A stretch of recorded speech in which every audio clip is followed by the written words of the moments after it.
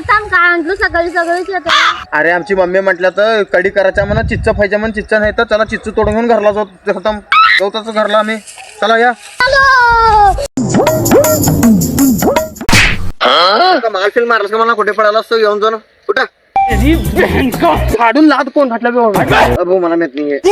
तेच घातले अंडीचा त्या कंटाळीचा या अबे जावा बे दोघं जाऊन ते चित्र तोडदा वारी जाऊन हे भाऊ होत नाही एवढं मोठं झाड जायला आम्हाला गचकण झाली तू जा बे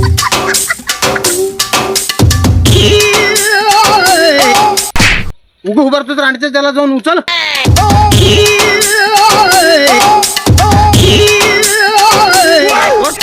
आणि रान